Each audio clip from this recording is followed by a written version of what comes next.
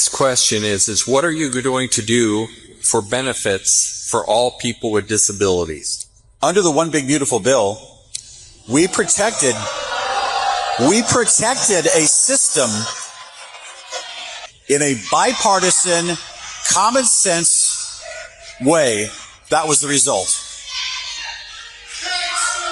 Okay, next. Oh, that's gonna hurt! Another day, another Trump-associated representative getting mercilessly booed by the very people who voted him into office. You know nothing about what a working class citizen does. Come down here. Come down here and start trying to pay your medical insurance. Come down here and walk into Costco to try to feed your family. All because he mentioned a Trump-backed bill that his constituents clearly are not satisfied with. Republican Representative Mike Flood of Nebraska fended off questions and comments from critical constituents in his latest town hall that drew boos and jeers from audience members. Nebraskans who attended the town hall in the heavily red district shouted over Flood when he dared to mention the Trump-backed Big Beautiful Bill. This, of course, is signature legislation that has resulted in countless cuts for American people, especially those on food assistance. Flood started his sentence and was only able to make out a few words before he was drowned out by boos and jeers from those in the audience. Next question is what are you going to do for benefits for all people with disabilities? Well, under the One Big Beautiful Bill, we protected a system that if it had gone unchecked, it would not have been long-term available for the very people that are the most vulnerable, the developmentally disabled, the persistent mentally ill, people that are of advanced age. We protected Medicaid in a bipartisan, common sense way. That was the result. Okay, next. I am pissed, and I'm pissed at you because I have emailed you because it's easier for me than to try to talk on the phone without profanity. I would appreciate you taking your father's U.S. Constitution book, read it, study it, make your own lines underneath it, and get Trump out of office. The man is a dictator. He knows nothing about what he talks about. I listened to him for about a half hour today, and I got sick at all the lies he brought up. You want to straighten out the budget? Start taxing corporations and the wealthy, like we've been telling you. Do you think we're idiots? Do you think we don't pay taxes? Do you think that we don't have to make budgets? You talk about half-truths when I listen to you. You know nothing about taking care of children because you've always had a really good-paying job. You know nothing about what a working-class citizen does. Come down here. Come down here and start trying to pay your medical insurance. Come down here and walk into Costco to try to feed your family, to feed your kid that's moved out, to feed your great-grandchildren. I had a very good job in California, and I'm able to feed my family, and it goes all the way to great-grandchildren. You're not helping me. Believe me, you're not helping me.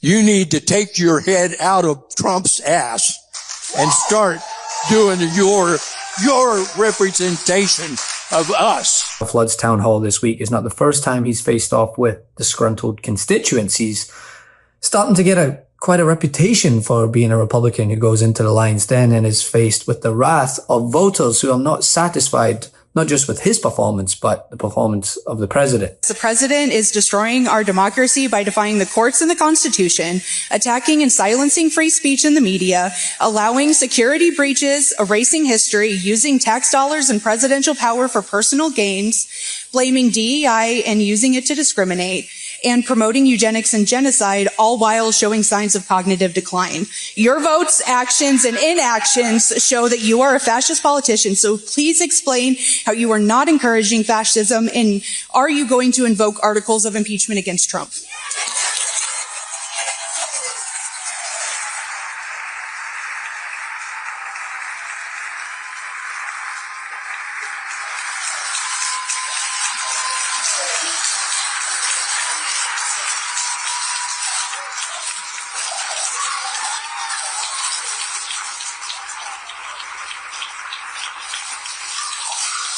I get that you get an applause line when you call me a fascist, but I'm not. I am not a fascist. I'm an American, and I would never call you something like that. But I can tell you, at the end of the day, we have to live in this country together. I have an opinion about the debt. I believe that we need to cut spending. I believe that we need to figure this out before our financial markets fail.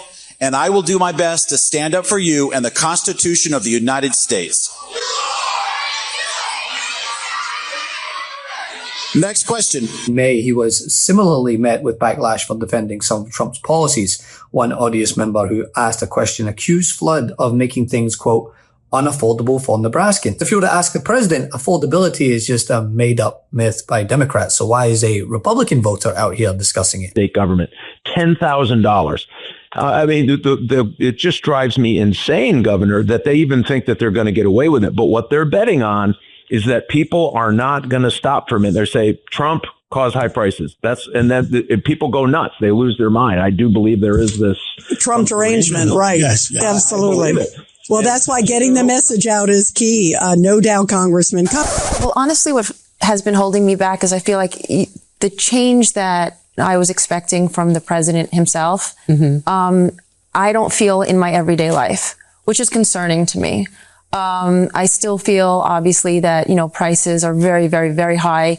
If you're going to the grocery store or just in general, because inflation still exists. Unfortunately, now we have the higher gas prices, which really hurt, everyday people in their pocket.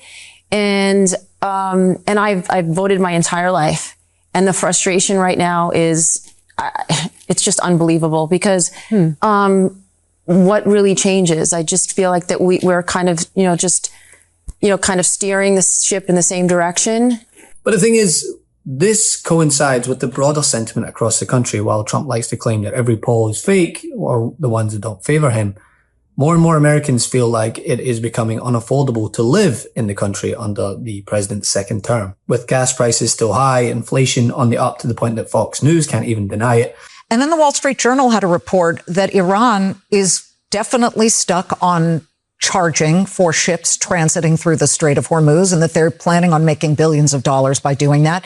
And suddenly oil reversed and went higher. So that piece of inflation is still affecting consumers, considering before the war it was $67 a barrel, and we got inflation numbers today, the PCE, and they matched, but there were some pretty worrisome questions there. I mean, you started to see that year over year, up 4.1% for the headline, and that's not good. Again, that's really, really high compared to what the Fed would like it to be at, which is 2%. Year over year, core was certainly a match. I believe it was. No, actually, let's see, core 1.6%. That's capital expenditures for durables. So, the PCE, I just think at 3.4% was a match, still too high. Meanwhile, the president chalks it up to some sort of made-up phenomenon by the Democrats. But instances like this, they act as a staunch reminder of the sentiment on the ground, which, by the way, Republicans are well aware of, because while Trump likes to claim that everything's going swell and there's no problem to be had, when you listen to Mike Johnson or other Republicans discuss the midterms, it is evident that they're worried. If we were to lose the midterms, heaven forbid, these Democrats, y'all, impeachment's not even the big concern. They will turn every committee of Congress into an investigative body, and they'll go after the president's family, the cabinet, his donors and friends. Half of you in this room will be targeted. I run the protection program. I'll take care of you. Okay. We're going to win. We're going to win the midterm. Okay. All right. And hence why they're doing everything imaginable to try to pass Trump's SAVE Act as a means to try to influence the election before November. 90% of Americans want voter ID, so why not Let's look at the facts connected to this, Senator, because the perception is actually not the reality, particularly when it comes to the claims of election fraud. In fact, it was the Conservative Heritage Foundation that did an exhaustive study on this going back all the way to the 1980s and pointed out that there's only 100 total instances of non-citizens voting.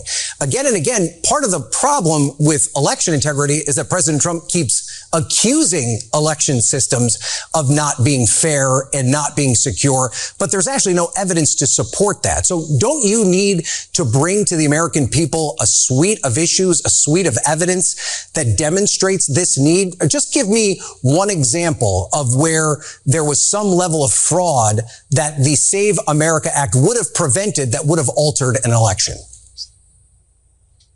Yeah, Ryan, I guess we just look at this differently. So while the president is surrounded by yes men in his bubble, instances like this town hall, they show that those who are doing his bidding are hearing the brutal truths outside of it. Want to stay plugged in? Become a subscriber to our Substack at MeidasPlus.com. You'll get daily recaps from Ron Filipkowski, ad-free episodes of our podcast, and more exclusive content only available at MeidasPlus.com.